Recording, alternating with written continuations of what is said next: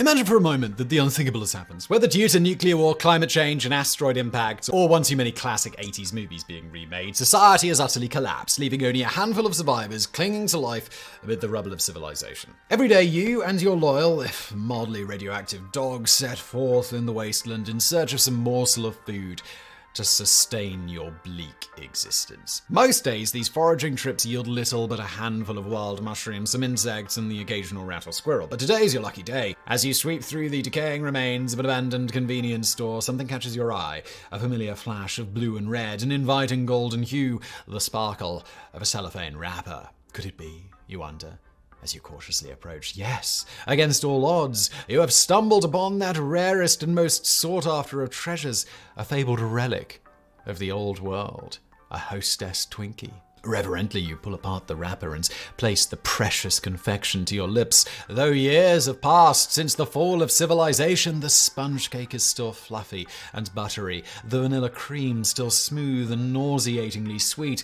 For a brief moment, you're transported back to a time before you had to scavenge for mushrooms and squirrels and avoid marauding bands of cannibal mutants. You suddenly remember what life is all about, and you regain the will to keep soldiering on.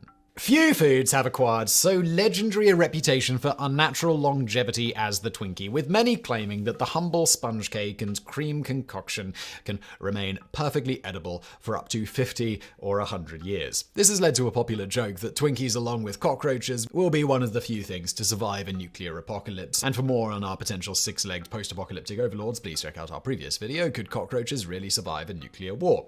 But is this really true? Can America's favorite snack really survive decades without decomposing? Well, book yourself a diet cheat day, prep your insulin, unwrap your favorite sugary snack, and let's dive right in. The beloved Twinkie first appeared on store shelves in the 1930s, the brainchild of the Continental Baking Company of Schiller Park, Illinois. Like many bakeries, Continental suffered from an annoying logistical problem, the fluctuating seasonal availability of fruit, particularly strawberries. Every year, once strawberries were no longer in season, machines used to make pre-packaged strawberry shortcakes sat idly for months, costing the company a valuable revenue stream. To get around this problem, the manager, James Dewar, repurposed the machines to produce sponge cakes filled with banana cream, hence why the Twinkie itself has the shape and coloring it does in attempts to make it look a bit like a banana. Inspired by an advertisement for twinkle toe shoes, Dewar dubbed his new creation Twinkies. During the Second World War, bananas were strictly rationed, forcing Continental to switch to vanilla flavoring, which, despite being largely produced in Axis-occupied Madagascar,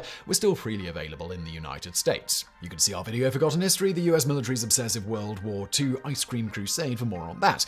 After the war, the reformulated Twinkies sold like, well, hotcakes, thanks in large part to Hostess, the brand name under which the cakes were sold, sponsoring the popular children's television program Howdy Doody. Indeed, so popular was the vanilla cream filling that Hostess never returned to the original formulation, only issuing limited runs of banana cream Twinkies on special occasions. But while Twinkies became one of America's iconic snack foods, even being considered for inclusion in the US Millennium Time Capsule in the year 2000 as an object of enduring American symbolism, it also earned a reputation as a particularly unnatural and unhealthy source of empty calories. It's associated with an idle, unhealthy lifestyle, even forming part of an infamous legal defense. On November 27, 1978, disgruntled former San Francisco City Supervisor Dan White assassinated Mayor George Moscone and Supervisor Harvey Milk over their refusal to reappoint him to the City Board of Directors. During his trial, White's lawyers claimed that their client was suffering from diminished mental capacity due to severe depression, evidence they argued by his increased consumption of unhealthy junk food, including Twinkies. Ultimately, White was convicted of involuntary manslaughter rather than first-degree murder, triggering a series of violent protests known as the White Night Riots, and leading to the diminished capacity defense being abolished in California in 1982. The infamous Twinkie defense made headlines across the nation and fed into the growing perception of the Twinkie as an absurdly unhealthy monstrosity with an unnaturally long shelf life. At first, the notion that Twinkies don't decompose seems rather plausible. After all, if popular culture is to be believed, the beloved snack cake is composed entirely of synthetic chemicals, with not a single natural ingredient used in its manufacture. According to some accounts, Twinkies aren't even baked, but rather made of synthetic foam injected into a mold and allowed to expand and solidify. And even if Twinkies do contain some natural ingredients, they are pumped so full of emulsifiers, stabilizers, preservatives, and other chemicals that no self-respecting bacterium or fungus would go anywhere near it. That would make sense if any of it was remotely true. Rather disappointingly, the contents of your average Twinkie are actually rather mundane, and the myth of its infinite shelf life is just that, it's a myth. In fact, being a bread-like product, the shelf life is actually not that different than, well, a typical loaf of bread. When first introduced in the 1930s, Twinkies were made with all natural ingredients, mainly flour, milk, butter, and eggs, and had the shelf life to match, a mere 1 to 2 days. Over the following decades, however, Hostess gradually extended the shelf life of its most famous product. This was largely accomplished by removing the most perishable ingredients, namely dairy products and eggs from the recipe. The original cream filling was replaced by a mixture of palm oil, corn syrup, and emulsifiers like sodium stearyl lactylate and ethylene oxide. The egg in the cake was replaced by polysorbate 60 and the butter by diacetyl, the same compound used to flavor microwave popcorn. Yet, while in total Twinkies contain some 30 exotic-sounding chemical ingredients, only one, sorbic acid, is technically classified as a preservative. And despite what detractors may claim, Twinkies are not made of expanding foam, but are indeed baked like any other cake before being injected with cream filling and sealed in individual cellophane wrappers. So, what absurd longevity does all of this chemical replacement and manipulation result in?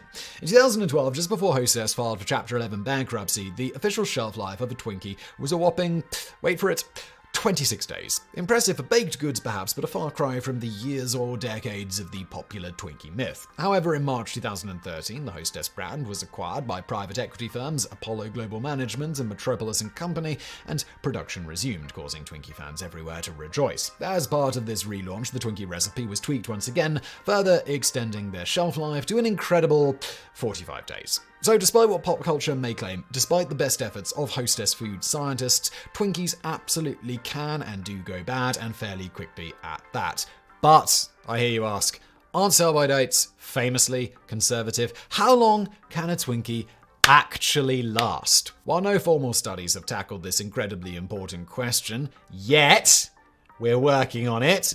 A number of official experiments have come close to providing a definitive answer. The longest running of these experiments was started in 1976 by Roger Benetti, a science teacher at the George Stevens Academy in Blue Hill, Maine. As Benetti recalled in 2005 in an interview with NPR, "We happened to be discussing food additives and different chemicals that would be placed in foods for various reasons, and we were discussing food preservatives. And a student happened to ask me, how long would a Twinkie last? And my answer was, well, I have no idea, but let's do an experiment. So I sent a student down to the general store, which was next door to our school, and he picked up a package of 2 Twinkies. He brought it up to the classroom. I unwrapped the Twinkies and immediately ate one.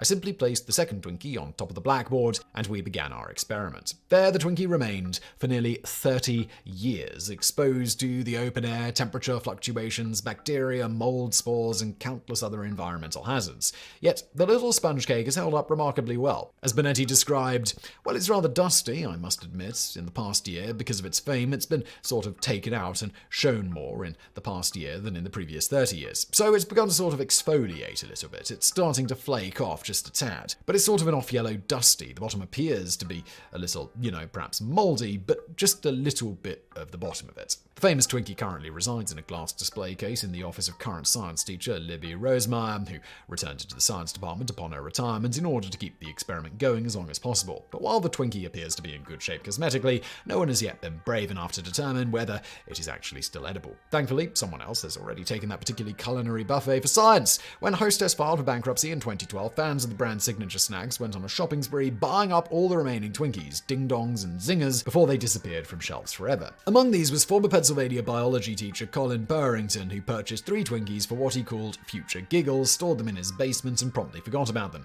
8 years later, while cleaning out the basement, Purrington recovered the nearly decade-old snacks and was struck by how differently they'd weathered the ravages of time. The first Twinkie was in relatively good condition, if a little grey and crumbly, while the second sported a quarter-sized patch of blue-green mold. The third Twinkie, however, had transformed entirely, shrinking down into a hard, shriveled, dark grey mass resembling a mummified human toe. While most people would simply have tossed out such rancid, expired snacks, Colin Purrington is not most people, and he allowed his curiosity to get the better of him with predictable results. When there's no desserts in the house, you get desperate. I was just so bored with the pandemic. It's terrible, but it just is mind-numbing after a while. Although I grew up thinking Twinkies would last for years, if not forever, I was wrong. The one I bit into was chewy, unsweet, and smelled like rotting ginkgo fruit. I gagged. It tasted like old sock, not that I've ever eaten old sock. I have nobody to blame but myself. The box clearly warned, best used by November the 26th, 2012. Knowing that the difference between science and messing around is documenting your results, Burrington followed up his ill-advised gastronomic experiment by posting pictures of the decayed Twinkies in a series of tweets. It's here that the mummified snacks came to the attention of Brian Lovett, a postdoctoral researcher in mycology, the study of fungi, at West Virginia University. Lovett immediately contacted his colleague Matthew Casson, an associate professor of forest pathology and no stranger to the decay process of sugary junk food. The previous year, Casson conducted a study to determine how well various molds would grow on marshmallow peeps, the classic Easter candy. The verdict? Not well at all, as it turns out. For while peeps are full of nutrients that microorganisms normally thrive on, they're so dry and supersaturated with sugar that most bacteria or fungal spores landing on them are immediately desiccated and killed. That is incidentally why honey never spoils and can extremely effectively be used to protect open wounds and burns from infection. You can see our video, The Surprising Number of Medical Uses for Honey, and why they work, for more on that. Casson and Lovett immediately contacted Burrington, who agreed to donate his remaining Twinkies for scientific study. The pair initially focused their attention on the Twinkie with the moldy spot, transferring a sample of the spot to a dish of growth medium and placing it in an incubator to grow. The sample yielded a strain of the common interior mold, Cladosporium, which the team speculated entered and colonized the Twinkie through a hole tear in the cellophane wrapper. But it was the grey, mummified Twinkie which truly captured their imagination.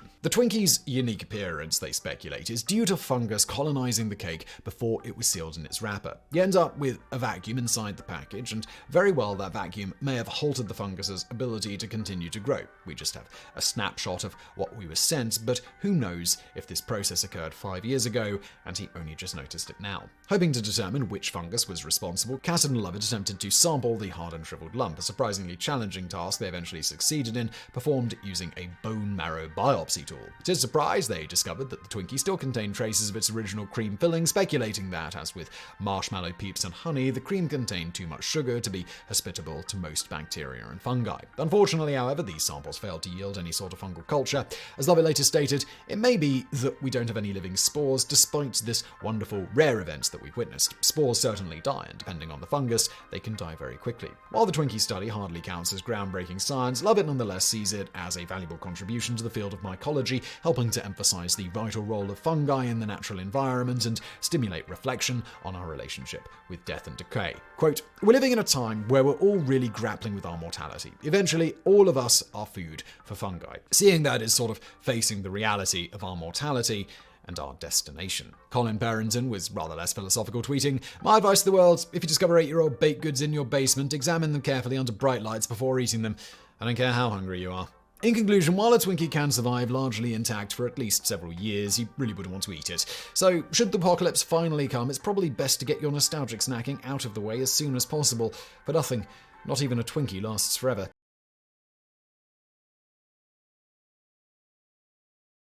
James L. Kraft, he was born in 1874 in Stevensville, Ontario, on a dairy farm. When he was 28 years old, he immigrated to the United States, where he chose Buffalo, New York to settle in. Why he chose Buffalo, well over 200 miles from his home in Ontario, over Detroit, which is under 50 miles away in Stevenson, isn't known. In fact, there seems to be no real record at all of why Kraft went to Buffalo. But most important to this story is while there, he eventually invested in a small cheese company. He quickly rose up through the company and was invited to move to Chicago to run the cheese company's branch there. After moving to Chicago, the company either went under or the heads of the company pushed Kraft out. Records are conflicting as to what exactly happened. Either way, Kraft was left stranded in Chicago, reportedly with little money, perhaps lending credence to the went under theory, and he also had no job.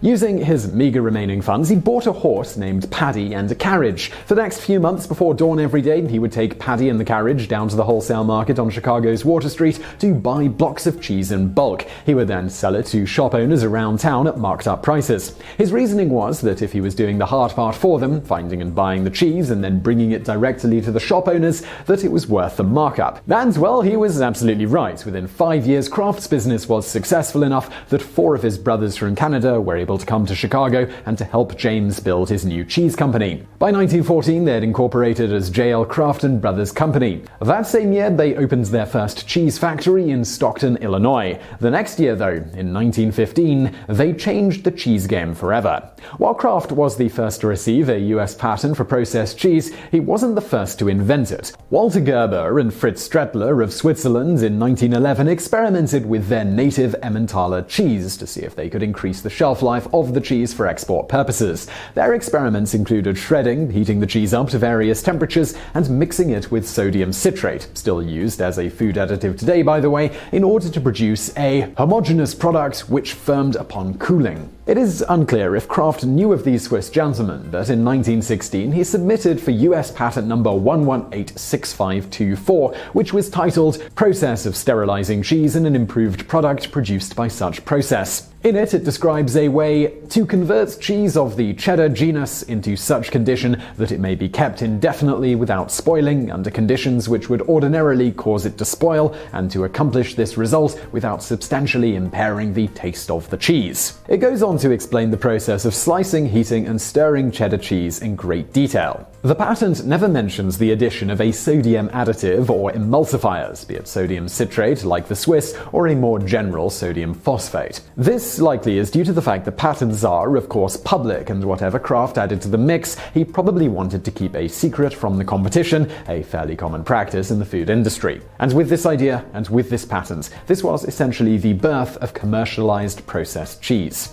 Kraft's revolutionary new cheese product couldn't have come at a better time for him, at least business-wise. When the United States entered World War I in 1917, there was a need for food products that would last a long time and could be shipped long distances. By packing his cheese into 3.5 and 7 3/4 ounce tins, Kraft was able to become the cheese supplier to the US Army, earning him a huge payday and a whole generation of soldiers trying out his cheese. Now let's flash forward about 25 years to 1952. Kraft Cheese, besides now having changed the name, was also now the #1 cheese seller in the United States. By the way, at the time they were also selling other dairy products and even candy. Now at this time, America was in the middle of a post-war economic boom and at the beginning of the convenience culture. This was when products that made life easier were highly sought after and gave rise to such things as the TV dinner. Towards this end, just 2 years before this, in 1950, Kraft developed a revolutionary convenience-oriented product, pre-sliced, pre-packaged cheese, the famous, or some might say infamous, Kraft Single. It was around this time that Kraft cheese was doing great business in Britain, thanks to having sent processed cheese off to World War II with the Allied soldiers.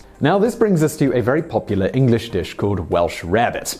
Welsh Rarebit is basically a hot, melted cheddar cheese sauce poured over toasted bread. Think an open-faced grilled cheese sandwich. Now, while delicious, the cheese sauce is actually rather labor-intensive to make, requiring much time and careful stirring. Kraft, trying to appease their British customers, asked their team of food scientists, led by Edwin Traceman, who would later help McDonald's flash fry their French fries, by the way, to come up with a faster alternative for this cheese sauce. After a year and a half of experimentation, well, they did. Cheez Whiz was introduced in Britain in 1952, and soon after, across the pond in the United States.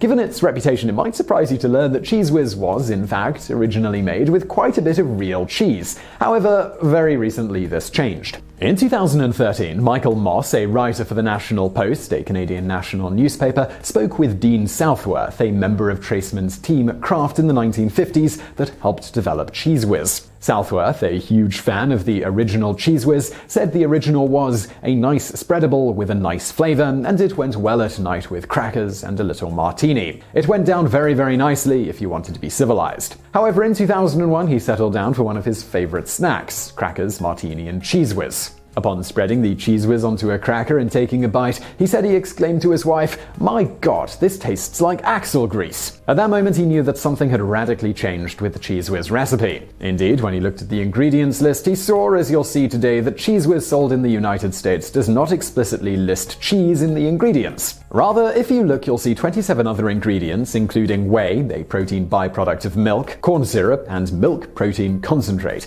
a cheaper alternative to higher-priced powdered milk.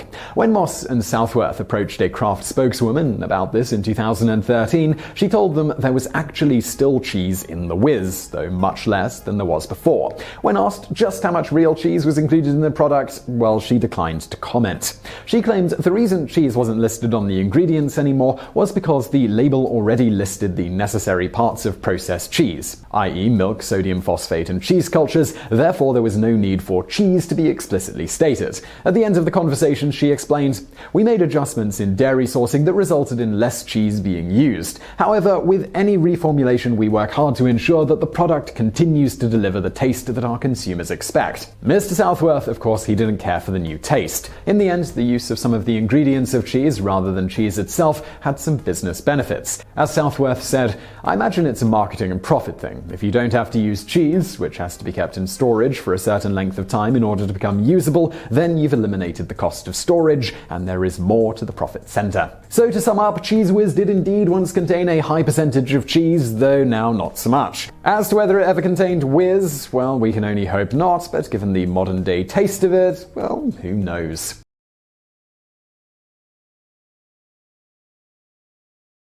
Whether or not you should eat a cheese rind depends entirely on your taste. This is because even the most unpalatable rinds are in no way poisonous or dangerous to eat, often imparting a unique and even complementary flavor. Consuming the rind along with the headline act is frequently recommended for some cheeses. On the other hand, not everyone enjoys the flavor or texture of even the mildest rinds, and in fact, several prominent cheese experts discourage rind consumption altogether. For those cheeses that have a rind, it may serve one or more purposes, such as imparting flavor, retaining moisture, and protecting the cheese from the air and the elements. Generally speaking, the harder the rind, the longer the cheese has aged. If you choose to eat the rind, it will help to know a little bit about the different types of cheeses and their rinds to see just how daring you're willing to be.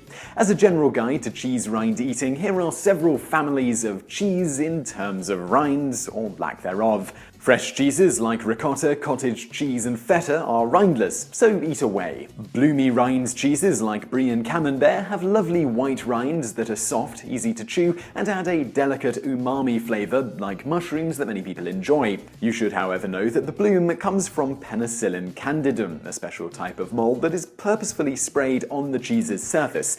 Nonetheless, despite its moldy composition, these bloomy rinds are among the most appealing in terms of taste and texture. Washed rind cheeses are slathered or washed in any variety of products, including beer and wine, to encourage the growth of flavor-imparting bacteria and mold that add a distinct flavor and usually make the cheese a bit stinky.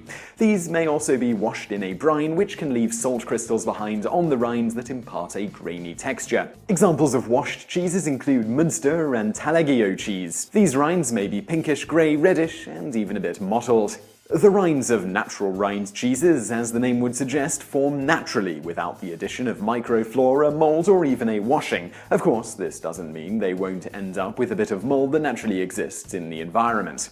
With one well-known type, Tom de Savoie, between the craggy crust, sometimes dotted with its natural mold and strong smell, the rind on a tom produces ammonia as a byproduct, even die-hard rind eaters will usually steer clear of this one. Blue cheeses have a variety of rinds, from the naturally developed like Stilton to those wrapped in sycamore leaves like Cabrales. The rinds of these cheeses, which can also include simply foil and plastic, are not traditionally eaten. But again, if it's your cup of tea, do eat away because it won't hurt you. Hard cheeses are typically aged for long periods of time, and after, in some cases, years of aging, their rinds become pretty tough. In addition, given their long aging process, these cheeses may have been wrapped in man-made casing that isn't intended to be eaten. Examples of these cheeses include Gouda with its wax rind and Cheddars wrapped in cloth.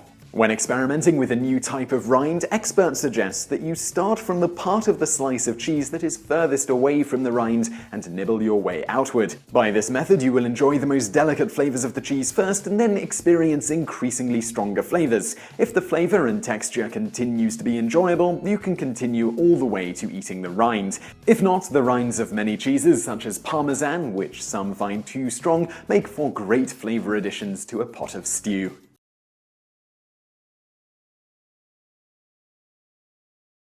Generally speaking, olive oils fall into one of two broad categories: refined and unrefined, with virgin and extra virgin fitting in the latter category, and pure and light olive oils in the former. Olives used to make the two virgin, unrefined oils aren't treated with heat or chemicals, but rather are cold pressed, as the name implies. This means the olives are simply pressed and squeezed to get the oil out.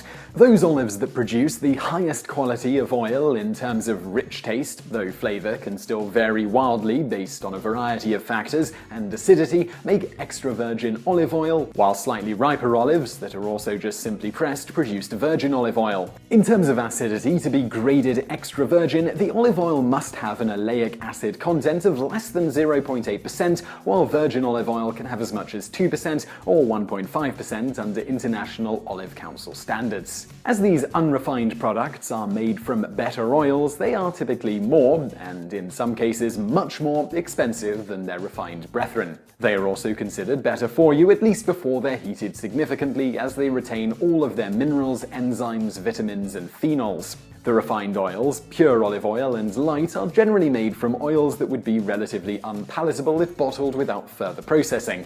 As such, they are treated with solvents and high heat to remove undesirable odors and flavors. The process leaves a relatively neutral-tasting, light in color olive oil. Sometimes, in order to make light oils taste a bit more like the expensive grades, a small percentage of virgin olive oil is blended into the refined oil, with the end product generally being labeled simply olive oil or pure olive oil. Some labeled light olive oils are also blended with other oils, such as canola. While the refined olive oils are less nutritious, they are also less affected by high temperatures when compared with virgin oils. For comparison, the smoke point of extra virgin olive oil is approximately 320 Fahrenheit or 160 Celsius, virgin at approximately 420 Fahrenheit, 215 Celsius, and light at approximately 465 Fahrenheit or 240 Celsius. As such, it's typical to use light olive oil for things like baking, grilling, frying, and sautéing, essentially where high temperatures are required, and particularly in the cases where a strong olive taste is not desired. Right on the other end of the spectrum, extra virgin olive oil is generally preferred for things like dressings and dips, where a flavorful oil is preferable and the oil isn't going to be subjected to high heats that would rapidly degrade it. It should also be noted here that although the label may say things like cold pressed and extra virgin, that doesn't necessarily mean that's what you're getting. In recent years, several reports have circulated that some oils sold as extra virgin were not. Beyond potentially using refined oil in these containers, in some cases the oil had been adulterated with canola, soy, corn, or cottonseed oil. While many of these claims may well be overblown, in 2015 Italian authorities discovered that 9 out of every 20 bottles of olive oil sold by its top exporters were tainted with other types of oil.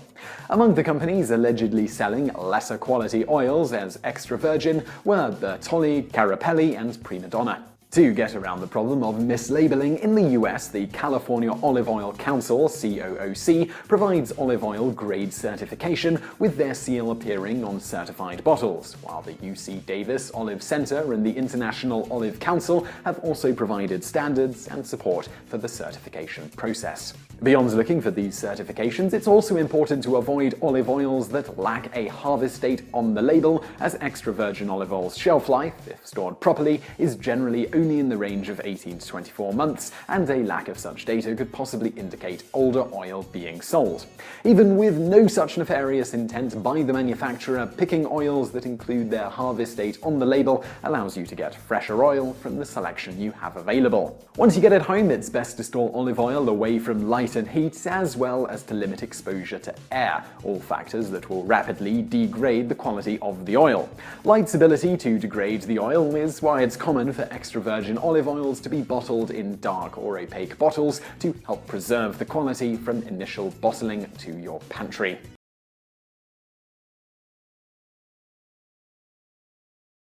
An average American child eats about 1,500 peanut butter and jelly sandwiches from adolescence to graduating from high school. That is about one PB&J sandwich every 4 days or so. Needless to say, when roping in other uses for the food item, Americans eat a lot of peanut butter. What's less known is that peanut butter had a tremendous impact on how foods are made and labeled today, thanks to what are known as the peanut butter hearings. Contrary to popular belief, peanut butter was not invented by George Washington Carver. For instance, around the 14th and 15th centuries, the Aztecs of Mexico made peanut paste by mashing up roasted peanuts, and there's also possible peanut butters that even predate this. More recently, while Carver developed innovative ways to cultivate, use, and grow peanuts, among numerous other innovations in various areas, it was actually Canadian and Montreal native Marcellus Gilmore Edson who applied for US Patent 306727 in 1884 when Carver was about 20 years old. The patent described a process for milling roasted peanuts until the peanuts reached a fluid or semi-fluid state to form a flavoring paste from said peanuts. In other words, peanut butter. In 1898, John Kellogg, yes, of the cereal fame, received a patent for a process of producing alimentary products, in which he improved this food item using boiled peanuts instead of roasted, that turns the paste into the same consistency as hard butter or soft cheese. Kellogg thought so highly of this new product that he served it to the residents of his religious healthy living sanctuary and somewhat infamous Battle Creek Sanitarium. It was at C.H. Sumner's concession stand at the 1904 World's Fair in St. Louis when peanut butter was first introduced more widely to the masses. He apparently sold over $700 of peanut butter there, which is about $18,000 today, while also selling other recently introduced foods like hot dogs in buns and ice cream in cones. Creamer Products in Columbus, Ohio began mass-producing peanut butter in 1908, and to this day, it is the oldest peanut butter manufacturing company still around. By the time peanut butter and jelly sandwiches became a mainstay in American soldiers' diets during World War II, you can see our video on the surprisingly short history of the peanut butter and jelly sandwich for more on that one, peanut butter had already become a staple in every American's kitchen cabinet. The United States government first became concerned about what was put into their citizens' food way back in 1862 when President Abraham Lincoln appointed Charles M. Wetherill to oversee the chemical division of the newly formed Department of Agriculture. A noted chemist himself, Wetherill's first project was a chemical study of grape juice for winemaking to decide if adding sugar to increase alcohol content should be considered adulteration. Wetherill determined that it was not. The study also alluded to problems of food preservation and uses of chemical preservatives. The Pure Food and Drug Act of 1906, or as it was more widely known then, the Wiley Act, was the next big step in protecting American consumers from mislabeled food or unlabeled food products. Pioneered by Chief Chemist of the Department of Agriculture and crusader against food adulteration, Harvey W. Wiley, the act fought against false advertising, mislabeling, and adulteration of foods and medicines. It also prevented interstate commerce of items that were not properly labeled. Soon, the FDA, the Food and Drug Administration, under several different names until 1927, was formed in order to regulate and uphold the law. While the FDA did an admirable job trying to regulate labeling and prevent food adulteration, the addition of a non-food item to increase the weight or quantity of the food item, which may result in the loss of actual quality of food, manufacturers, well, they found loopholes. As the FDA points out, the frozen foods industry that cropped up and prospered after World War II consumed a lot of the FDA's energy and manpower. With new products like frozen TV dinners, freeze-dried coffee, and instant chocolate drink being introduced to the market, the FDA had to figure out what constituted food adulteration and what a label on these types of foods should and should not say.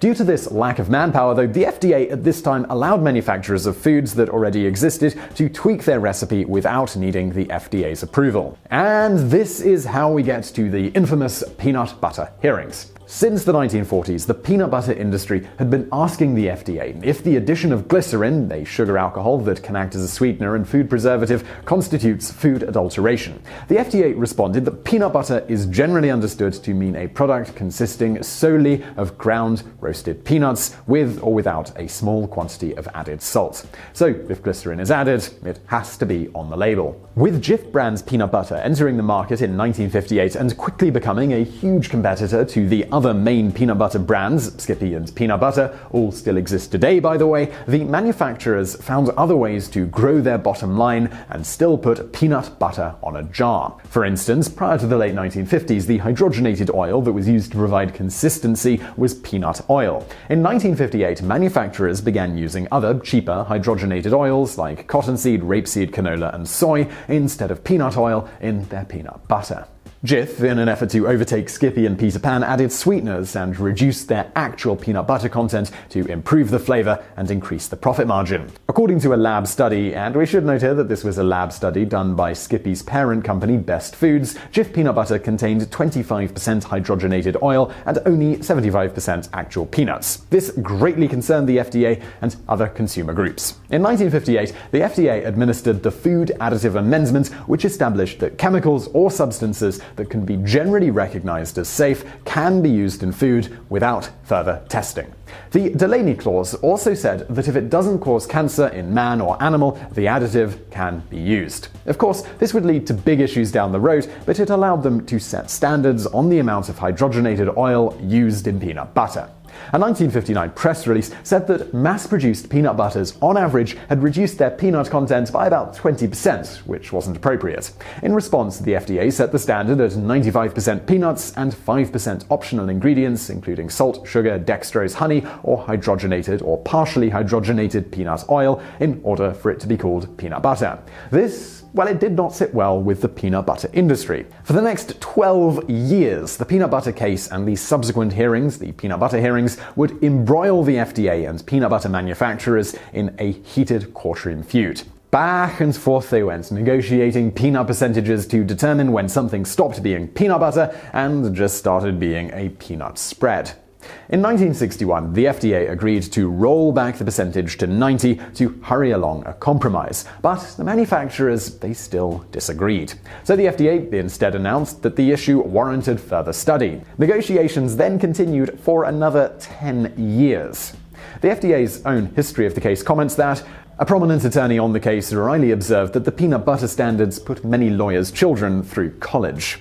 In 1965, dramatic public hearings were held with the high-powered peanut butter manufacturing lawyers on one side and consumer activist groups, which were very much encouraged by the FDA, on the other. These were led by Ruth Desmond, who had become known as the Peanut Butter Lady. The hearings were sensational, full of narrative, like Desmond making dinner for her husband every day before she went to court. They were widely covered by the press, took 5 months, and produced over 8,000 pages of transcript. Still, it would take another 5 years for the matter to be settled. In 1968, the FDA stated that their findings determined that the line between what is peanut butter and what is peanut spread was 90% peanuts and 10% additives. After a long appeals process, the new standard went into effect on May 3rd, 1971. So, after vast sums of taxpayer dollars spent and years of legal rambling, from that point forward, peanut butter officially had to be 90% peanuts. If it wasn't, it could still be sold, but it had to be labeled peanut spread rather than peanut butter. The same went with certain other foods like jellies or jams, which were also required to meet similar types of standards. In his book, Creamy and Crunchy, An Informal History of Peanut Butter by John Crampner, the FDA official who was in charge of arguing the FDA's case, Ben Gutterman, commented that if we had said 83, they'd have gone to 80. They were saying nutritionally it's the same, price-wise it's the same. We were asking, but when does it stop being peanut butter? In the end, the lengthy and extremely expensive battle over what constitutes peanut butter versus peanut spread resulted in shifting views concerning the food standards program in the United States, which in turn spurred on new regulations for food labeling, as well as general counsel being convened to make sure food regulation practices would not interfere with the creation of new types of food products. As law professor Richard Merrill noted, we concluded that regulation should shift away from controlling food composition and focus on providing consumers with more complete information about foods. And now for some bonus facts. Pringles were originally called Pringles Newfangled Potato Chips. However, Pringles only contained about 42% potato-based content, with most of the rest being from wheat starch and various types of flour, including from corn and rice. Thus, the US Food and Drug Administration made them change the name because their product didn't technically meet the definition of a potato chip. So they were only allowed to use the word chip in very restrictive ways. Specifically, if they wanted to continue to use the word chip, they would have to say Pringles potato chips made from dried potatoes,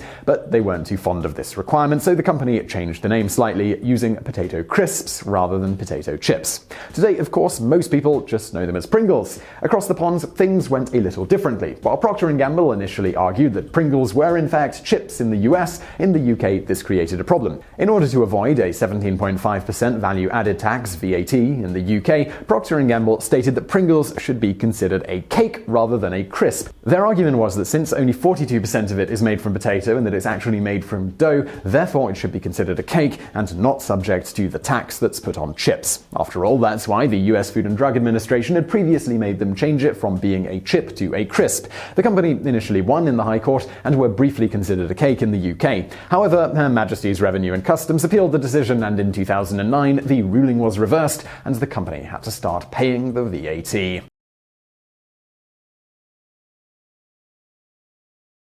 Little pearls swimming in creamy custard flavored with vanilla or lemon. Many of us have fond and others not so fond childhood memories of tapioca pudding. I don't even know what tapioca pudding is. Tapioca. It's got to be some American thing, right?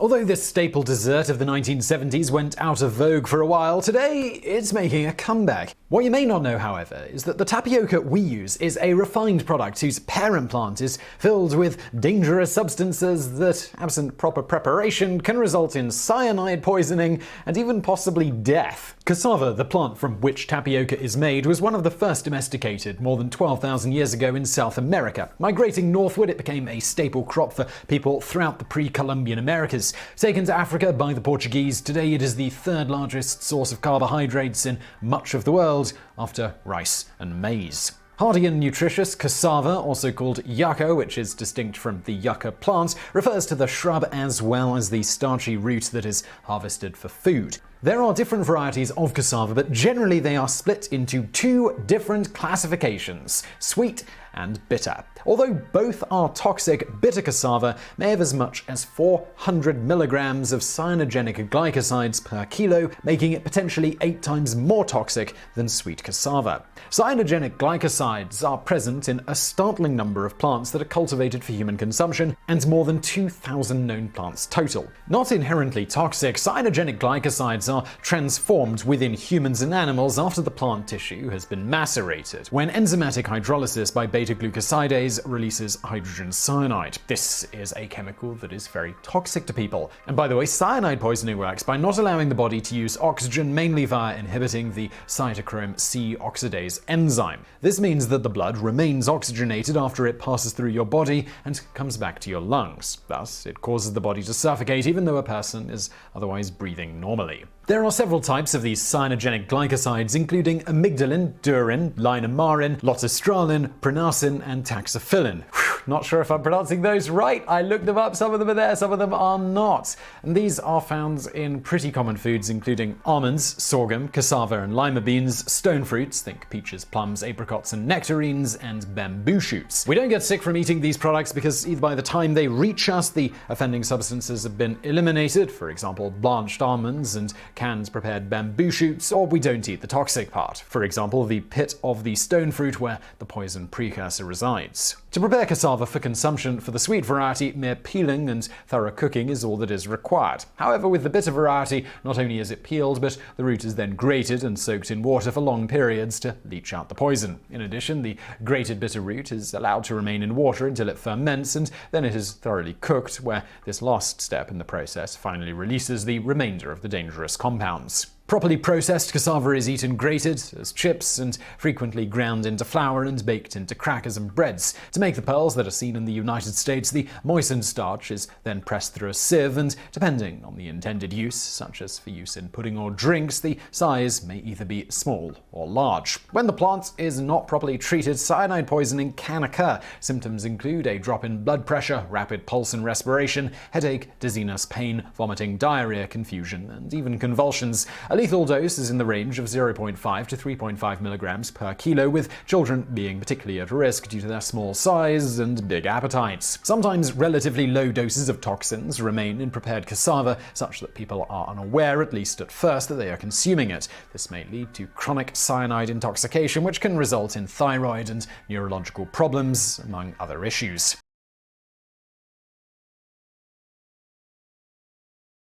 Legend says the brewing tea dates back to around 2737 BC, when tea leaves fell into water being boiled for Emperor Shennong of China. There does not appear to be any hard evidence of tea being discovered this way, but evidence we do have suggests that brewing tea did indeed likely start in China, first as part of a medicinal elixir. The first documented reference to this is found during the Shang dynasty from 1600 BC to 1046 BC. By the Qin dynasty in the 3rd century BC, it had become a relatively popular drink using just the tea, Camellia sinensis, rather than mixed with other things, as seems to have been common when used medicinally. From the beginning until the early 20th century, very little innovation came about in terms of the common method of brewing tea. This all changed in 1901. Now, contrary to popular belief and what every single tea manufacturer I could find said on their websites, and many a tea history book and paper consulted also stated, it was not merchant Thomas Sullivan who invented the tea bag in 1908. While he did invent a tea bag that year, he was beat out by 7 years by Roberta C. Lawson and Mary Malaran of Milwaukee, Wisconsin. On August 26, 1901, the two intrepid women filed a patent for a rather unique, at the time, tea leaf holder that is remarkably similar to the modern tea bag. They had identified an issue with the way that tea had been commonly brewed for thousands of years. In their own words, the traditional method of having to brew a whole pot at a time involves the use of a considerable quantity of tea leaves to prepare the desired supply of tea, and the tea, if not used directly, soon becomes stale or wanting in freshness, and therefore unsatisfactory. And frequently, a large portion of the tea thus prepared and not used directly has to be thrown away, thus involving much waste and corresponding expense. Thus they invented an open-meshed woven cotton bag, folded over upon itself and stitched along its side edges, forming a pocket-like construction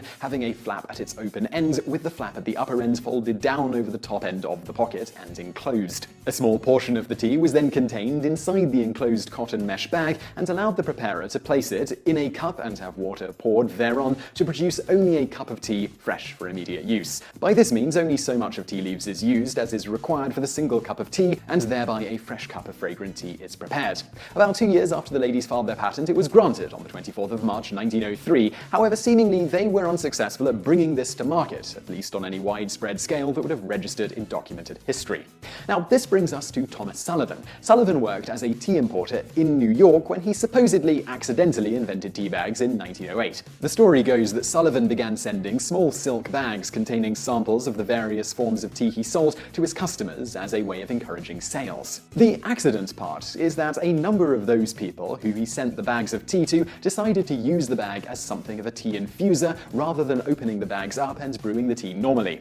As with Lawson and Malaran's aforementioned invention, this allowed a person to make a single cup of tea rather than an entire pot, and made for much more convenient cleanup when done. Simply toss the bag. No need to clean out all the tea leaves from the pot and strainer or infuser. The little marketing campaign worked, and orders started rolling in, which Sullivan initially filled via standard containers of loose-leaf tea. Customers who had used the bags as infusers complained, and Sullivan soon began offering his tea once again in bags. However, silk bags weren't ideal for steeping standard loose-leaf tea, due to being a little too fine and expensive for a single serving. He'd thus replaced the silk of the original sample bags with gauze, and then further tweaked things for better steeping by filling the tea bags with fannings, the broken tea stalks, and tea dust left over from processing the tea. Sullivan then began heavily marketing his little innovation, and the tea bag was on its way to becoming a household staple. How much of this story is true is difficult to discern. While it does appear there was a tea merchant named Thomas Sullivan who helped popularize selling tea bags in single-serve bags, as well as in larger tea bags for brewing whole pots, there seems to be little in the way of documented evidence backing up the individual bits of the oft-repeated story. Whatever the case, we do know that commercial tea bags in the early days were, on the whole, not as good as Roberta Lawson and Mary Malaran's original design, other than perhaps the later addition of a string to pull the bags out of the hot water when steeping was complete. You see, early bags often used glue to seal the tea in, rather than a folded, sewn bag. This glue then steeped along with the tea, greatly affecting flavor. Various early fabrics also often negatively impacted the taste. However, despite many companies' early designs being less than ideal at producing the desired taste, convenience won out, and partially thanks to World War I, with certain countries' soldiers being given tea bags as part of their rations, the tea bag began to rise in popularity significantly by and then during the 1920s.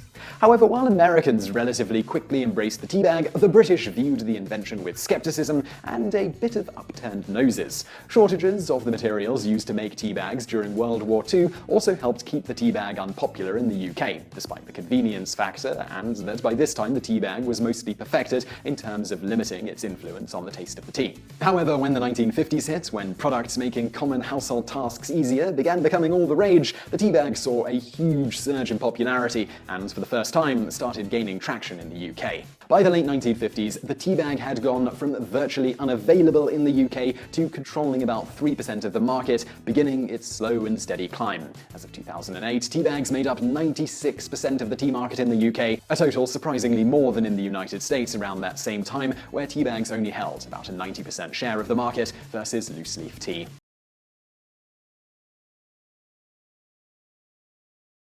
The staple ingredient for both corn and tortilla chips is, of course, corn. An ear of corn is made up of individual rows of kernels, and each kernel is attached to the cob via the tip cap located at the very bottom of the kernel. Strip away the tip cap and the hilum is revealed. The hilum is what seals the base of each kernel and draws in water and other nutrients needed during the growth process. The hilum, in a way, serves as a sort of umbilical cord for the kernel. Once the kernels detach from the cob, the hilum remains as a type of scar from where it was connected. The hilum starts out clear, then progresses to light green, then light brown, and finally black, which shows up on more mature kernels. It is these mature kernels that are used to make corn and tortilla chips. Since these specks of hilum do not disappear during the cooking process, they remain visible in the final food product. In addition to corn and tortilla chips, the black hilum can also typically be seen on taco shells, corn tortillas, and other types of similar food made from corn.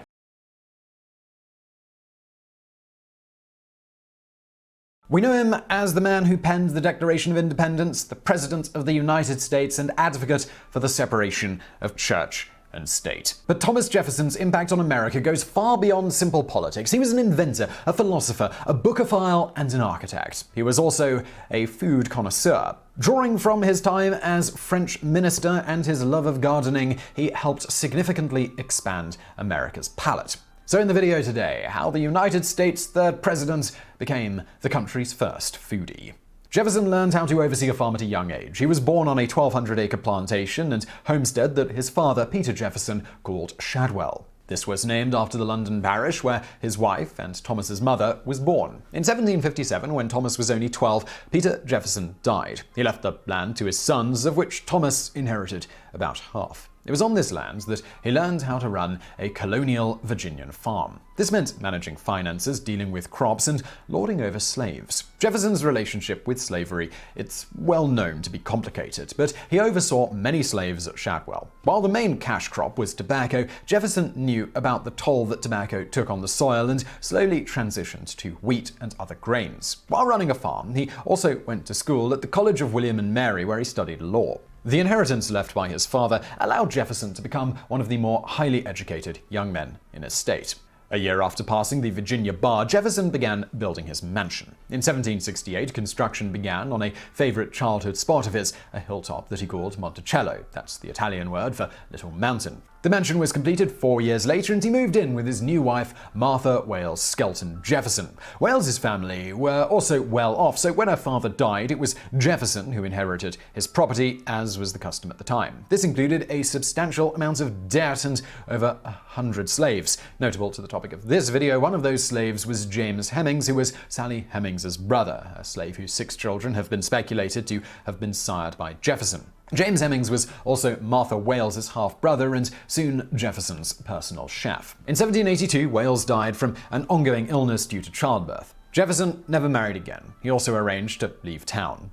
More than that, he left the continent, asking Congress to send him to France to replace Ben Franklin as the American minister there. Spending 5 years in Paris, it undoubtedly turned this well-educated American into one obsessed with European culture and European food. If the seeds were sowed for Jefferson's legacy as a foodie, as a farm kid, it was France where these seeds were watered.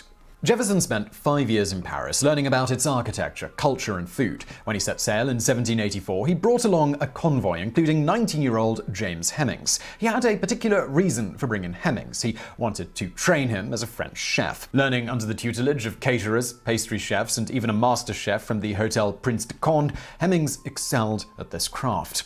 When Jefferson and his clan returned to America in 1789, Hemings went to work cooking and was soon regarded as one of the top chefs in all of America. When dignitaries were invited to Monticello by Jefferson for dinner, they knew they were in for a treat. A Hemmings-prepared meal at Jefferson's home was unlike anything else available in America at the time. And at this point, I'll say do stay tuned for the bonus facts today, because we have one on the rather sad fate of James Hemmings. Now, there are a lot of myths and legends about which foods Jefferson brought back from France and introduced to the hungry American public. For example, French fries. While it's up in the air how French these fried potatoes actually are, you can see our video on who invented French fries for more on that, it is correct to say that Jefferson discovered this treat from Parisian street vendors and had Hemmings make a similar recipe at Monticello. On the other hand, contrary to shockingly popular myth, Jefferson didn't invent ice cream, but he did help popularize it in America by serving it often at functions. His ice cream recipe is also the first known documented recipe for the treat written down by an American. As president, he imported a macaroni maker from Naples to make his new favorite food, macaroni and cheese. He would serve it to White House guests in an 1802 state dinner. This also helped popularize the food item that is now a staple in most households in the United States. The macaroni maker wasn't the only kitchen tool and accessory he imported from Europe. He also brought home a coffee urn, a waffle iron, ice cream mold, and a bowl for cooling wine glasses. However, not everyone enjoyed Jefferson's French leanings. Fellow Virginian and patriot Patrick Henry attacked Jefferson for essentially being a traitor to his culture, for rejecting his native victuals in favor of French cuisine. While Jefferson did have a thing for French cuisine, he also grew a vast variety of his own foods at Monticello. Very into what we today would call locally sourced, Jefferson grew 330 different vegetable varieties and more than 170 different kinds of fruits on the vast acreage of his Virginia home. He took immense pride in his distinctly Virginia gardens, saying that his kitchen was half French, half Virginian. At a time when Virginia, and really the whole of the American South, was known for tobacco, Jefferson pushed crop diversity, which is the lasting legacy of his gardening career. He was also meticulous in keeping track of growth and harvesting schedules, leaving extensive calendars and notes behind. According to culinary historian Karen Hess, his calendar and gardening book are among the most important documents in American food history. Recently, Jefferson's gardens have been restored at Monticello and are now growing many of the same items that he did 200 years ago. However, like today's locally sourced and organic food culture, his food obsessions didn't come cheaply for Jefferson. In 1801, during his first year of the presidency, it is estimated that Jefferson spent approximately $6,500 on groceries and maintaining his garden, which is about $125,000 in today's money. He spent another $3,000, that's approximately $58,000 in today's money, on wine. Apparently, then as now, being a foodie was not cheap. And now for a bonus fact. In 1793, Jefferson was residing in Pennsylvania, which did not allow slavery. Thus, Jefferson had to pay Hemmings for his culinary services while there. It was at this time that Jefferson decided to resign from his cabinet position and return home to Virginia, a slave state. Not keen on going back, Hemmings pressed Jefferson for his freedom. Surprisingly, Jefferson granted it, something he only did for 2 out of the over 600 slaves he owned in his lifetime. However, this freedom was on one condition. Hemmings had to train someone to take his place before he'd be allowed his unalienable rights. The specific agreement that was drawn up by Jefferson before the return to Virginia was as follows. Having been at great expense in having James Hemmings taught the art of cookery, desiring to befriend him and to require from him as little in return as possible, I hereby do promise and declare that if the said James should go with me to Monticello in the course of the ensuing winter, when I go to reside there myself, and shall there continue until he shall have taught such person as I shall place under him for that purpose to be a good cook, this previous condition being performed, he shall thereupon be made free.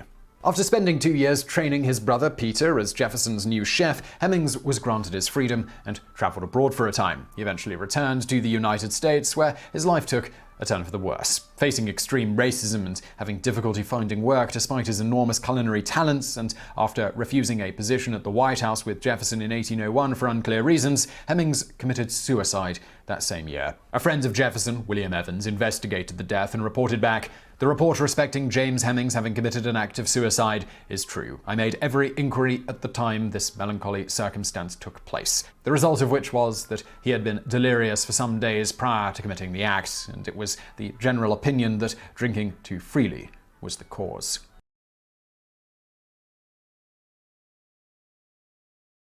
Take a moment to ask yourself, would you ever play a round of Russian roulette? As we've covered previously in our video, Who Invented Russian Roulette, and has anyone ever actually played it, while partaking in this extreme pastime is, to put it mildly, ill-advised, real-life cases, though tragic, are thankfully rare. Yet every year, thousands of people willingly engage in the culinary equivalent of Russian roulette, shelling out good money for a meal that may very well leave them dead before dessert. Enter the fascinating world of fugu, Japan's tantalizingly deadly delicacy. Fugu, Japanese for river pig, refers to the flesh of pufferfish and all manner of dishes prepared from it. Pufferfish, also known as blowfish or globefish, belong to the family Tetradontidae. There are 193 known species found in oceans around the world, though the most commonly consumed in Japanese cuisine belong to the genera Takefugu, Lagocephalus, Sphoriades, and Diodon, better known as porcupine fish.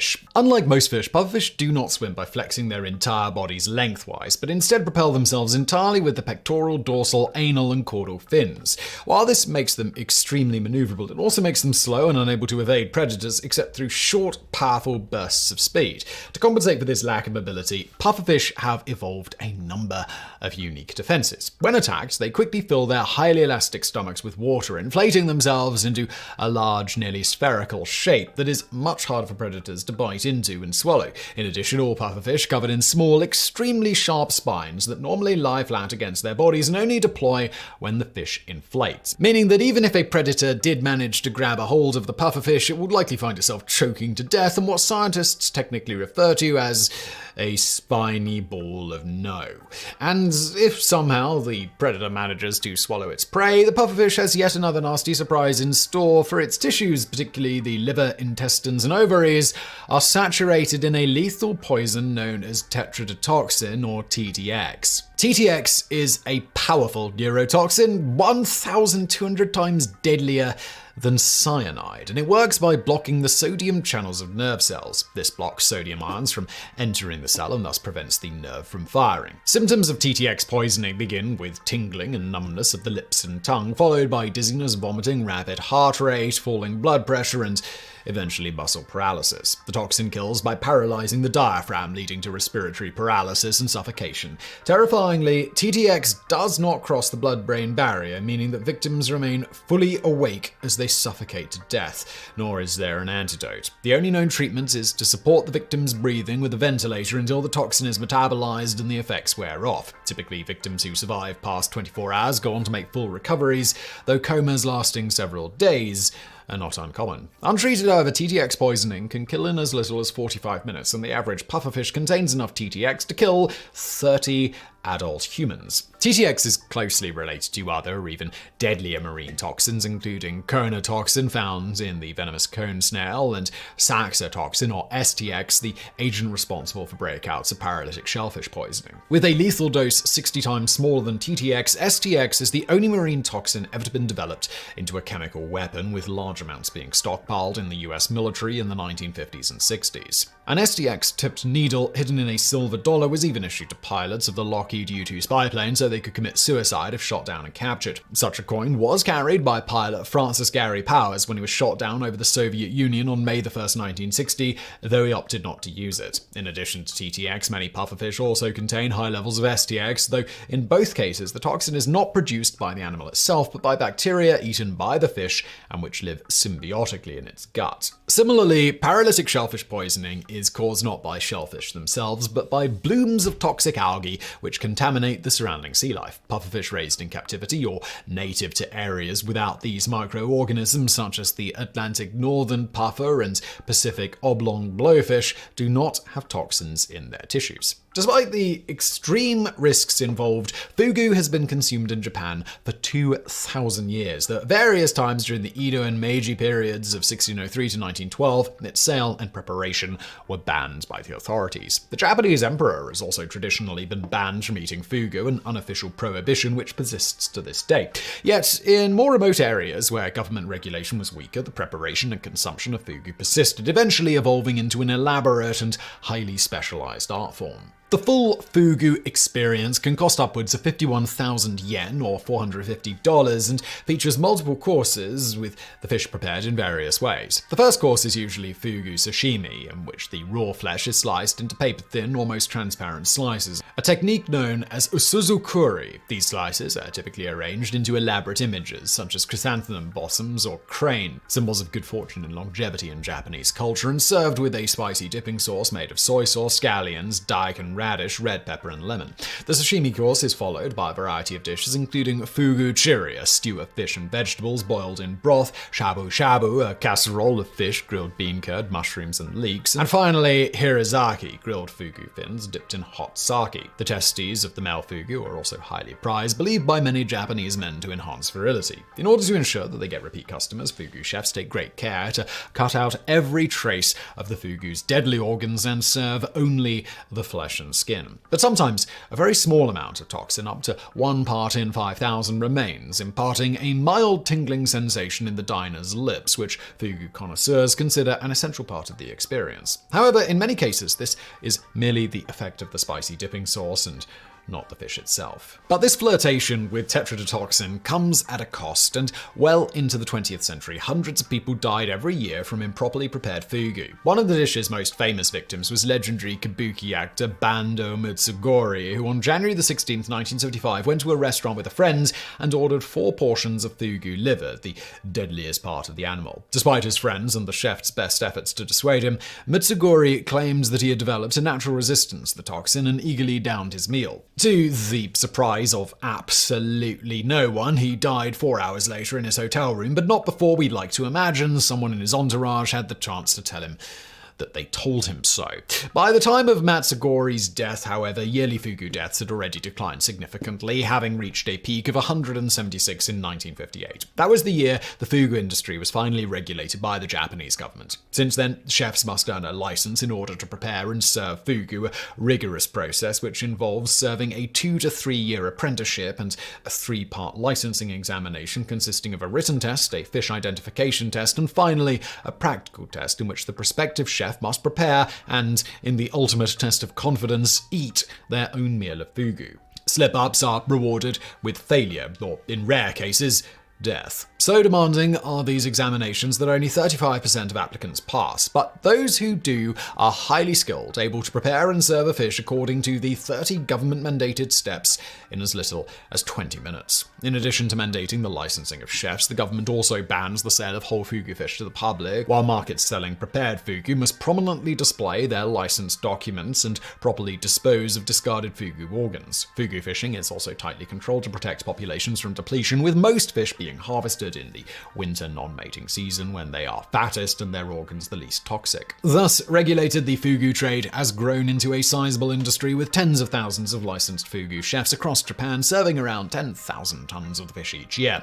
Much of the fugu trade is centered in the city of Shimonoseki, where, depending on the season, the fish sells for up to 5,000 yen or $45 a kilogram. The number of fugu poisonings has also significantly dropped since 1958, hovering at around 50 per year.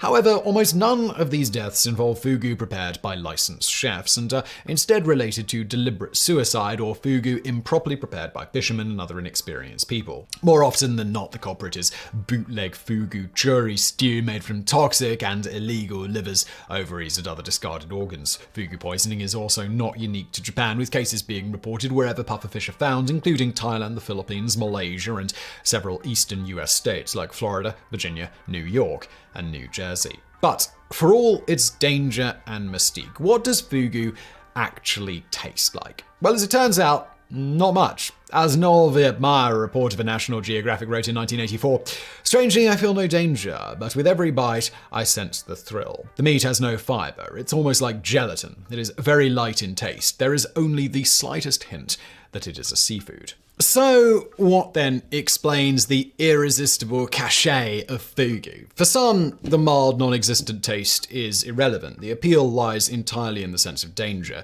As one Japanese news correspondent explains, it is an addiction to danger, a pushing to the edge of death. They want to enjoy it a little more and a little more. The lure of fugu is the sensation that though you know it won't happen, it just might be you this time. Nobuyoshi Kuraoka, owner of the celebrated Nippon restaurant on East 52nd Street in New York City, puts it rather more poetically, stating, "The taste is elusive. It is like the flowering cherry, the symbol of Japanese idealism, the Japanese mind. Fugu comes from the Japanese code, from the samurai. People are more concerned how to die than how to live." For others, the appeal lies somewhere else entirely, as Kuraoka further explains.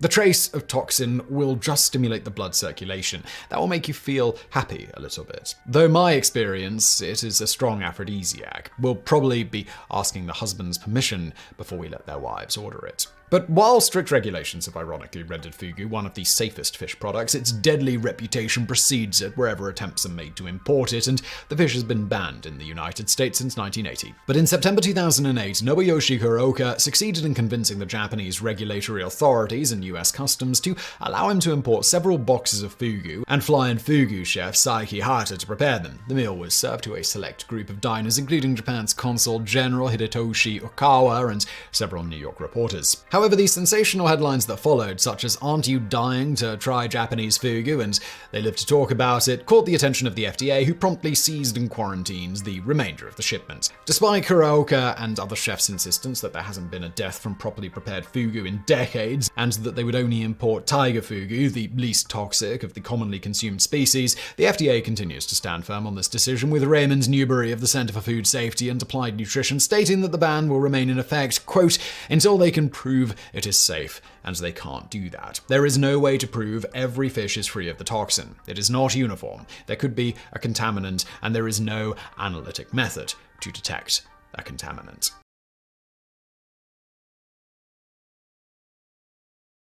Fruits and vegetables, we've actually got a video on the differences between these two things, come in a wide array of colors that change throughout their ripening process, with the brightest colors often occurring when the fruit is optimally ripened. But why do they change color at all? There are two ways to answer this question. First, looking at what's going on internally while the fruit is ripening, and second, looking at why these plants have evolved to do this at all, especially considering it's seemingly a massive waste of the plant's energy and resources to produce fruit of any color around its seeds. While there are many different types of fruit, speaking generally, many fruits start out some shade of green thanks to an abundance of chlorophyll, which, with the help of the sun and nutrients from the soil, is used to produce much of the contents of the fruit. At this stage, that is mainly starch. At a certain point in the fruit's development, usually when the seed is nearly fully matured, the ripening process begins. In many fruits, this is triggered by the naturally produced hydrocarbon gas ethylene.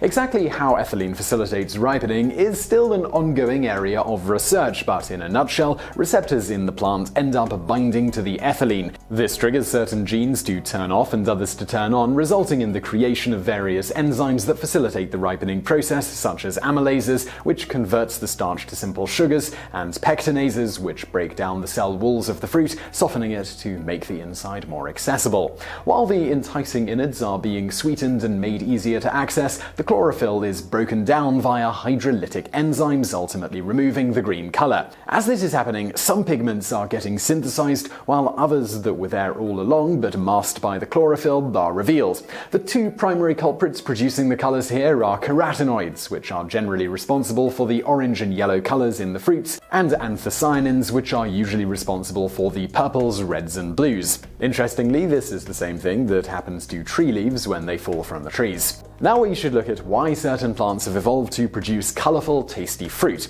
Other than in science fiction, plants, they are relatively immobile, so those that have survived over the millennia have evolved a few ingenious methods for spreading their seeds. Some have buoyant seeds that float on the wind or water, others are carried and buried by industrious rodents and mammals, while still others stick to the fur and feathers of passing fauna and hitch a ride.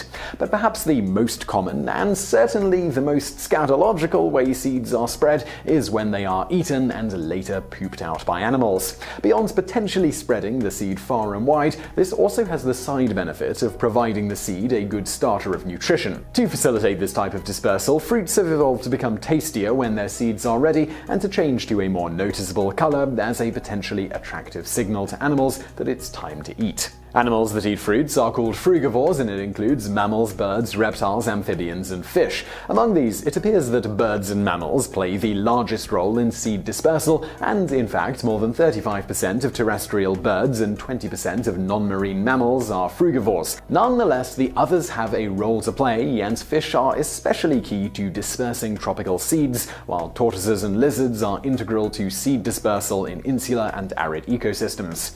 As far back as the 19th century, Charles Darwin, in On the Origin of Species from 1859, noticed that frugivores, or more particularly birds, more commonly ate brightly coloured as opposed to dull-coloured fruits. Subsequent studies discerned that for European birds, the fruit they ate was most frequently red, while for those in the New World and Neo and subtropics, black fruits are the most popular. Interestingly, in those regions where fruit-eating birds were less common, multicoloured fruits proliferated, and subsequent studies showed that birds were more likely to remove a fruit with more than one colour than a monocolored fruit. Similarly, in at least one study, scientists found that multi- and brighter coloured ripe fruits were more common in the understory, to be visible in the low light, while duller colours were found higher up, where it is easier for a fruit to be noticed. The hue, brightness, and location of the variety of different ripe fruit colours has led many to conclude that colour serves three purposes. Number 1, it draws attention to the fruit. 2, it reveals or camouflages the fruit's location depending on ripening stage, often hiding when not ripe and revealing when the seed inside is ready for dispersal. And 3, it signals when the fruit is ripe and thus optimally tasty for its target consumer. Of course, there may be other reasons why fruits have different colors, and one theory holds that blue, brown, and black fruits may have evolved their dark colors as this absorbs more radiation, thereby raising fruit temperatures and increasing metabolic and developmental rates. Nonetheless, seed dispersal appears to be the primary purpose of a fruit's coloring, as is the production of the tasty juice pulp so sought after by the dispersers. In fact, it has been noted that the energy allocated to produce the pulp represents a cost to the plant that probably has no purpose other than to attract seed dispersers and to protect the seeds. In addition to transporting eaten seeds, it is believed that disperser ingestion also aids in seed germination. In the disperser's gut, the pulp which could preclude sprouting is removed, as is often a part of the tough outer seed coating, the removal of which frequently speeds up germination. Another benefit of ingestion is that, as previously mentioned, when the seeds finally leave the disperser at a distant location, they are surrounded by a rich source of potential fertilizer, known to you and me as fecal matter. And now for a bonus fact. Since 1968, when Senator George Murphy began widely offering candy to other US senators who passed his desk in the Senate chamber, a candy desk has been maintained for just this purpose in the Senate, with various senators since then manning the post of supplying candy to any senators that want some. As to what type of candy the desk is kept stocked with, this has varied over time, initially depending on the tastes of the senator who sat at the desk, and later the candy being donated by various companies. For instance, Hershey, which is headquartered in Pennsylvania, supplied over 100 pounds of their product per year for the desk when Rick Santorum of Pennsylvania sat there. The existence of the candy desk did not become publicly known until Senator Slade Gorton announced in a 1985 press release that he was now manning the candy desk and intended to continue the tradition. Anyone who has seen Mad Men knows, oh god, I love Mad Men, knows that the 1960s in America was a time of unmitigated consumerism. Advertising was largely unregulated, a fact that continues to influence certain industries today. Nowhere is this more apparent than in the cereal aisle. Several mainstays of the canonically fuzzy cereal multiverse have their origins in the Wild West period of children's marketing. Lucky the Leprechaun, Toucan Sam, and of course the infamous mouth-mutilating Captain Crunch. While he may seem like any other innocent mascot, Captain Horatio Magellan Crunch is a man of mystery and intrigue. He has been subject to a US naval investigation, helped give the world the iPhone, and Captain Crunch was also around before the cereal that bears his name was even finished, with flavorist Pamela Lowe still working on the product while Quaker Oats was already done with the marketing side. As to that flavor, Lowe, who, by the way, was also involved with with the development of almond joy and mounds, as well as the Heath bar, states she was attempting to come up with that ineffable quality known as want-moreishness with this particular product. Towards this end, she tried to mimic something close to a brown sugar, butter, and rice concoction her grandmother used to make her as a child. Once she had the flavor nailed, the product was launched and the world got Cap'n and some really sore guns. I have to say, I have no idea what this tastes like. I've never had Cap'n Crunch. It's just not in the UK as far as I'm aware. Or at least it wasn't when I was a kid. As for the Cap'n, one might assume that a great deal of research went into designing the saccharine sailor's uniform, but they would be incorrect. The US Navy follows a strict code defining how uniforms are to reflect rank. The most readily apparent way for the general public to identify a captain would be the number of stripes displayed on an individual sleeve. Per regulation, captains wear 4 stripes, commanders 3, lieutenants 2, and ensigns 1, with additional thinner stripes for grades between. This is where the question of Mr. Crunch's proper rank becomes uncertain. Over the years, he has variously appeared with anywhere from 1 to 3 stripes, even when apparently serving as Ensign Crunch, although he has continued erroneously to make use of the title Captain.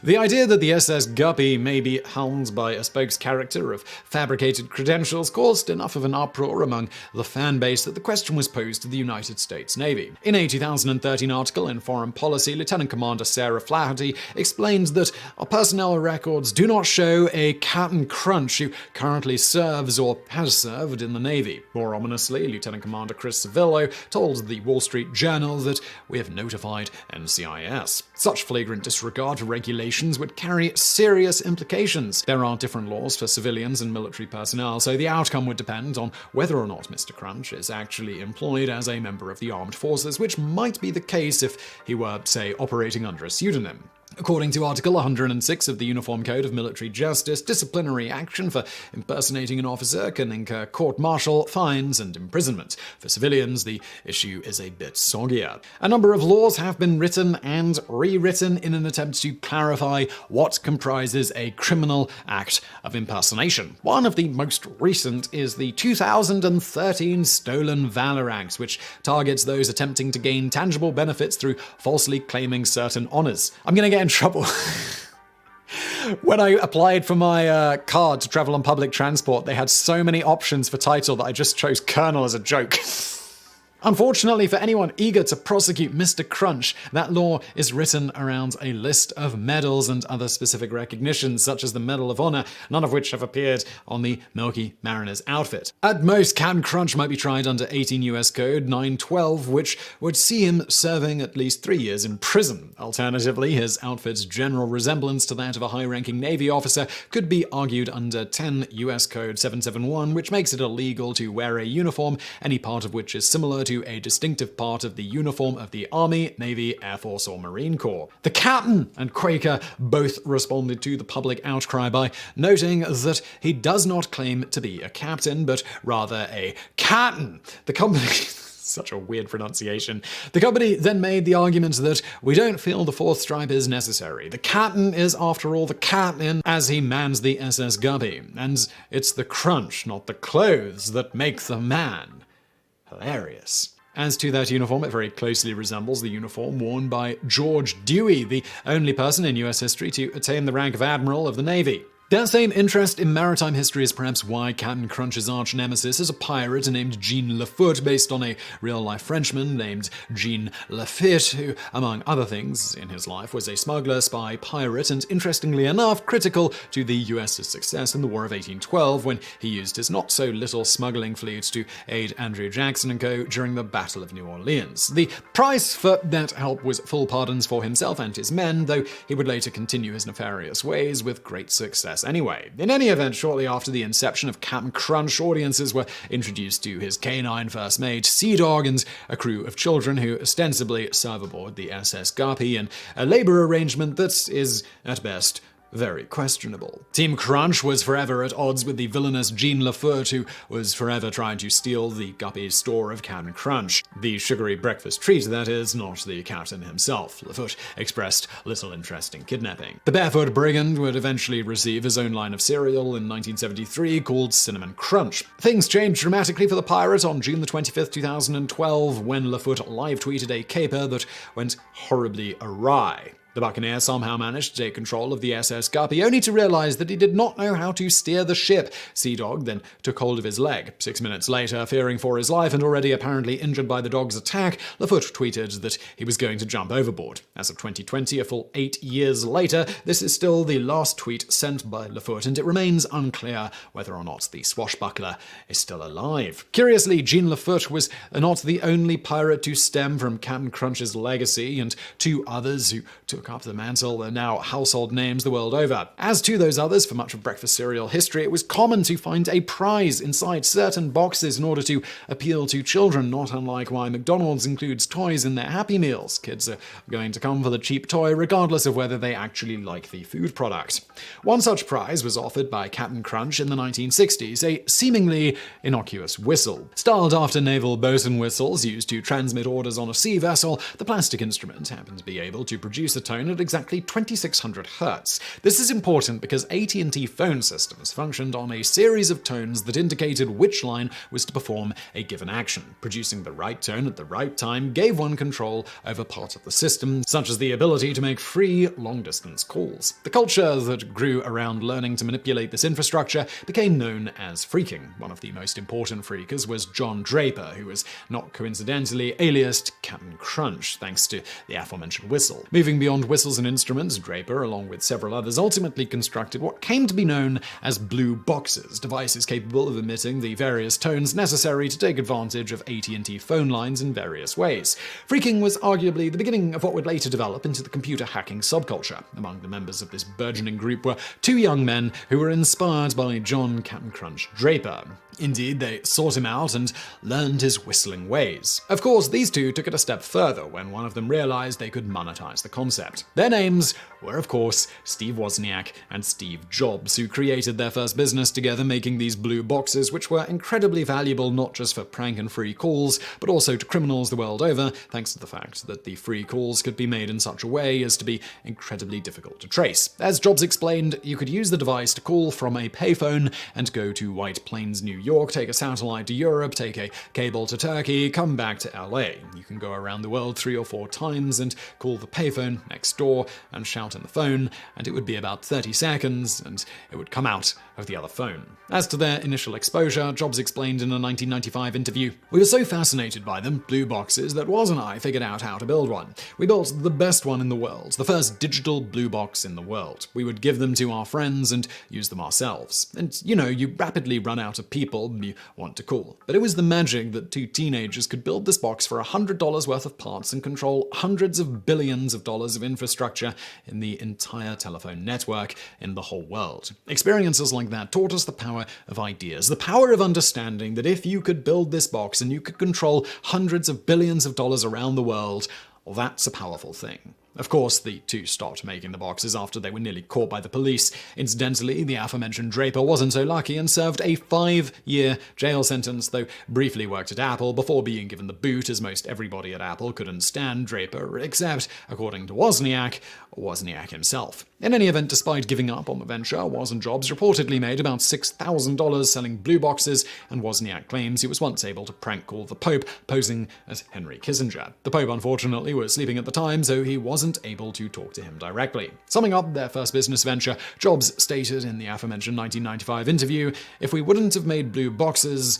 there would have been no Apple." And that was a bonus fact. When Steve Jobs briefly worked for Atari, he was given the task of trying to reduce the number of chips in the arcade game Breakout as much as possible. The task was a bit over his head, but as he'd done before and would go on to do throughout his life, he demonstrated great business savvy and ability to exploit other people for his own gain by giving the job to his much more technically skilled friend Wozniak. He offered Wozniak 50% of his earnings from Atari for taking the job. Wozniak then did it, reducing the number of chips by an astounding 50, meaning the total earnings for the job were $500. $5,000. $100 per chip removed was Atari's offer. They then paid Jobs the agreed-upon $5,000. Jobs proceeded to give Wozniak $350, stating that Atari had decided to only pay Jobs $700 for the job. 10 years later, when Wozniak learned of this, he wasn't upset, but said even if Jobs had told him at the time, he'd have been happy to have given Jobs the lion's share of the earnings, even though Woz did all of the work, as he knew Jobs needed the money at the time, and he was a friend. This would set a trend in their relationship, though, Woz doing the work and Jobs taking the credit and the lion's share of the money. As Wozniak said, Steve didn't have a code, he wasn't an engineer, and he didn't do any original design. Another friend of Jobs's, Daniel Kotke, said, between Woz and Jobs, Woz was the innovator, the inventor. Steve Jobs was the marketing person. But to be fair, Jobs was one hell of a marketer, and without him, Woz would have probably just had a nice career working at HP his whole life. Jobs even had to work at prying Woz away from HP, even as their company grew, simply because Woz loved working there.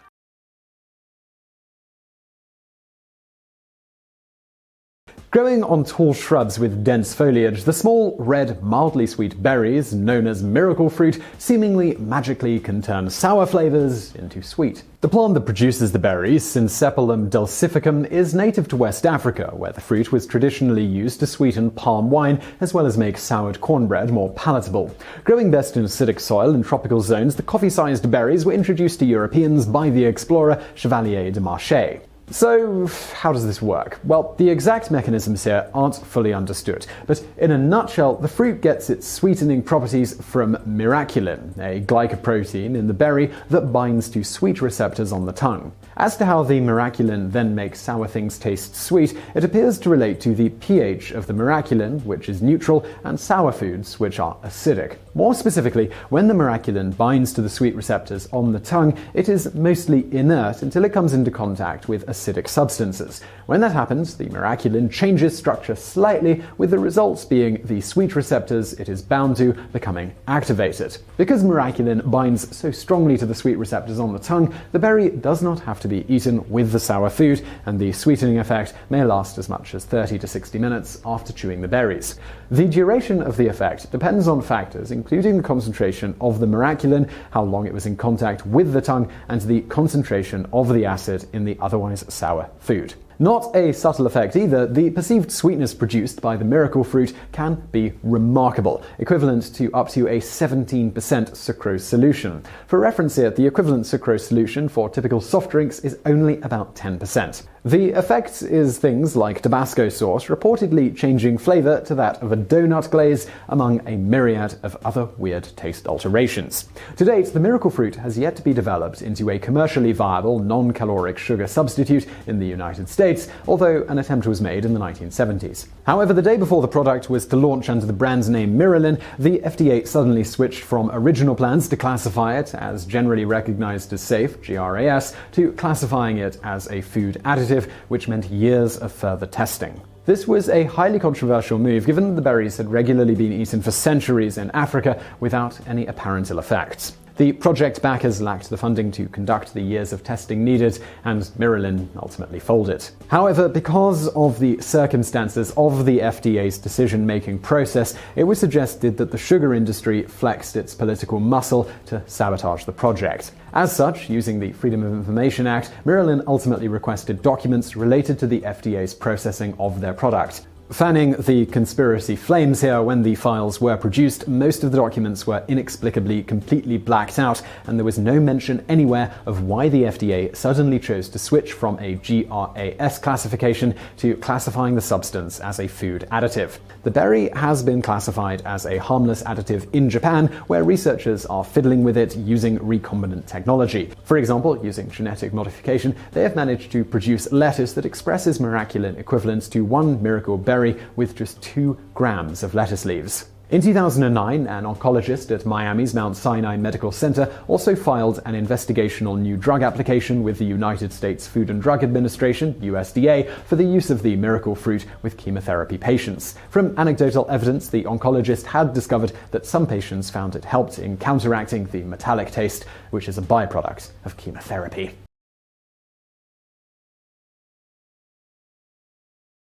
One of the most lucrative endorsements ever signed by any sportsman was not for some shoe, line of clothing, or athletic gear, but for a cooking item, the George Foreman Lean Mean Fat-Reducing Grilling Machine.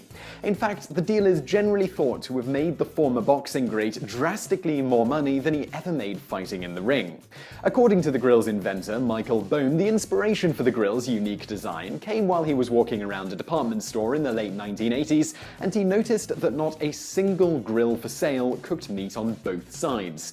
Bohm, a lifelong inventor and tinkerer, rushed home and sketched an idea for the grill that did exactly that, as well as drained fat away while the item cooked. To test the concept, Bohm bought some cast iron skillets, placed them at an angle, and then tried cooking burgers on the contraption, measuring how much fat was drained away. The crude device worked, and Bohm refined the idea, adding such features as a floating hinge so that it could evenly cook things of varying sizes, and a separate reservoir that the fat would drain into, making cleaning the grill that much easier. Bohm later claims that he knew from day one that the grill was going to be a huge success, stating, "It was different, it had some magic, and it fulfilled a need." At the time, Bohm was the general manager of a Chinese manufacturer of electronics called Sanquan USA. While Sanquan USA did eventually end up selling a version of the grill dubbed the Short Order Grill, it sold poorly, prompting Bohm to begin pitching the grill to other manufacturers, all of whom showed him the door. As Bohm elaborated, "They initially seemed indifferent, even skeptical. That was true of just about everyone I showed it to. They told me, you can't cook at an angle. It's like anything new, something people haven't seen before. If it's so great, people say, it would have already been invented." Well, that's not necessarily the case. Ignoring the naysayers, Bohm continued to pitch his idea, eventually catching the eye of Sultan Inc., now known as Spectrum Brands, in 1994, who agreed to manufacture the device.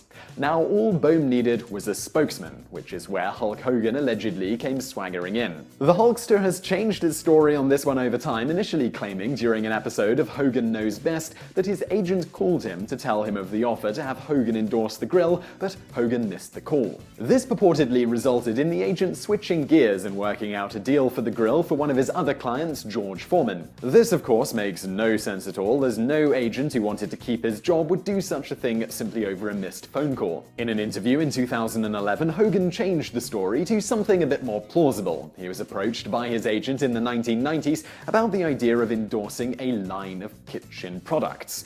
Mr. America was then pitched 3 different devices his agent had managed to wrangle him offers for: a meatball maker, a blender, and a grill. While Hogan liked the idea of putting his name on a meatball maker and a blender, with the latter being released under the awesome moniker of the Hulk Hogan Thunder Mixer, he passed on the grill, allegedly telling his agent, give that to some other client. The client, George Foreman. As interesting an anecdote as this is, and as much as it's often claimed to be fact by various otherwise reputable outlets, Bohm has never confirmed either of the Hulkster's versions of events, maintaining that he always intended to have George Foreman be his spokesman after seeing him passionately endorse some mufflers in a TV ad.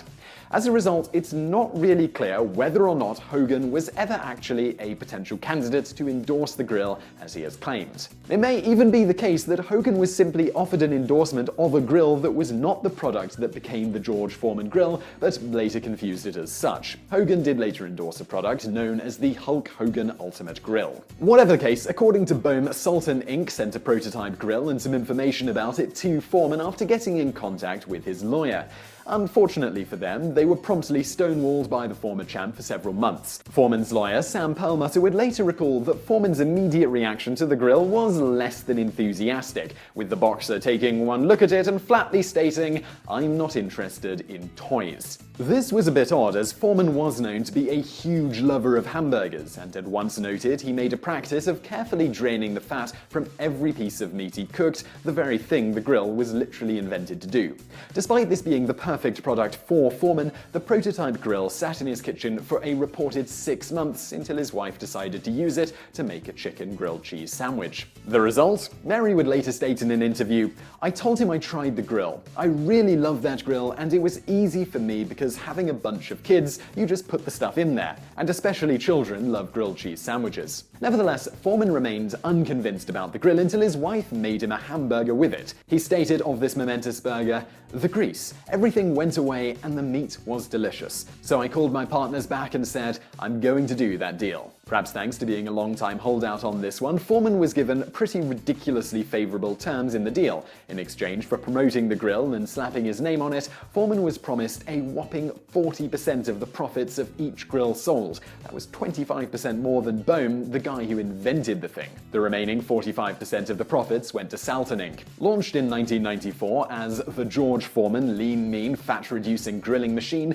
the grill would eventually become a huge success, to date having sold well over 100 million units. Sales of the grill netted Foreman so much money in royalties that they actually influenced his decision to finally hang up his boxing gloves at the age of 48.